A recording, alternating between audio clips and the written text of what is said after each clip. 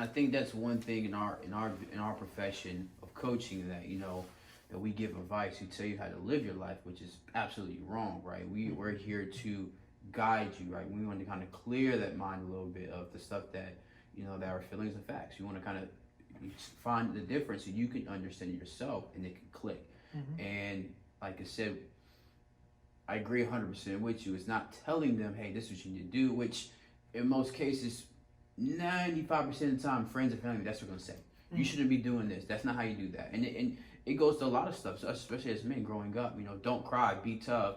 Oh, it's just, it's just heartbreak. You'll be okay. You'll get over it. But you don't know if that person can get over it, depending on what it meant to that person. So it's definitely a struggle. And like, man, I mean, just thinking about it now, even thinking about some of the things that to me, like, I wish I had the mind I had now, but we just have to have those conversations. We have to feel safe, So what do you think is stopping us from having the courage to say, I need help? Hey, can you, what did I do? Like, why do you think they're stopping, especially young kids, especially kids, and even grown men, actually? Well, kids, it's kind of hard because you're being told what to do. You're given an actual, this is what you're supposed to do. You're supposed to go to school, get good grades, go to college. Without a diploma, you won't do this.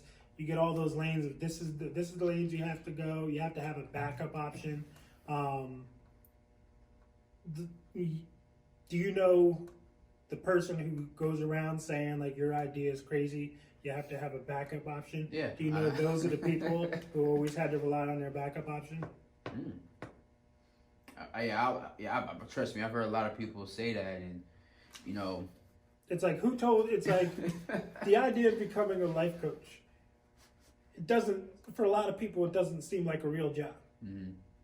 For them, it's like, okay, well, you don't have to go to work 40 hours a day. You don't have to do this. You just got to pick up a client and talk to them, which obviously there's more going into it. We work a lot of hours before we even see a penny coming through. Right. But it's like, whoever's encouraging you to go for it is probably someone who didn't have a plan B or their plan A worked.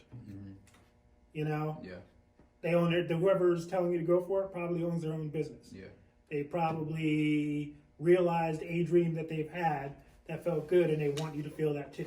Whoever's telling you got to rely on a plan B, that's someone who gave up on their dream, didn't see a way to achieve it, fell back on their plan B, so they're trying to save you from going at that plan A and failing.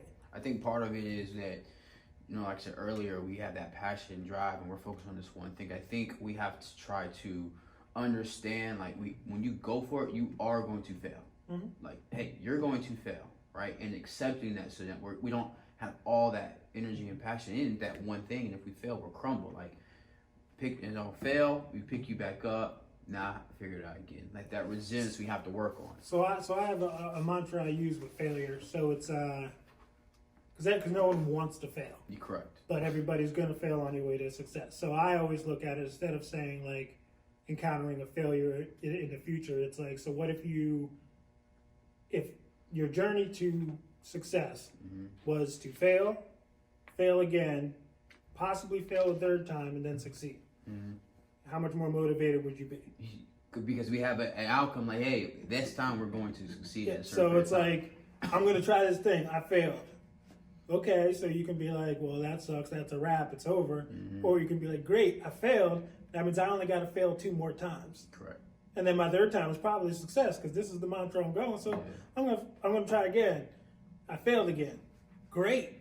I'm almost there to success because I only have to fail probably 1 more time. Let me try it again. I failed. Okay.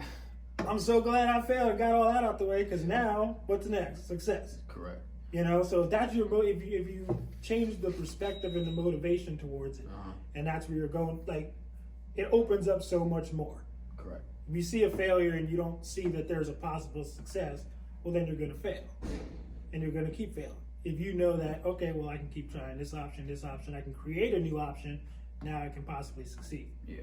I think though, I mean, that's a great concept. I think I have to dig a little bit deeper because I think what a lot of people don't understand is that, I keep doing the same thing over and over, and I can fail. And if I'm doing the same things over and over, I'm like, all right, I'm succeed. No, like you have to. I think we have to kind of take a beat, is what I like to call it, and really understand our motives, our motivation, our how we approach things, and learn from them. And I think a lot of us, you know, our ego comes into play when that stuff happens. You know, we don't like doing things differently. I know it's gonna work. I can do it. I'm determined. I mean, just like in sports, you know, I'm gonna do this. I'm gonna run through his face. You know, I'm gonna catch it. Like, we just have to shift that mindset, and it's gonna take a lot of work. You know, it's just not gonna be easy. What's up, guys? If you just enjoyed the video and you want to see more, subscribe to my YouTube channel. Also, if you want to learn more about me and the services that I offer, visit my website, The Gentleman Strategist.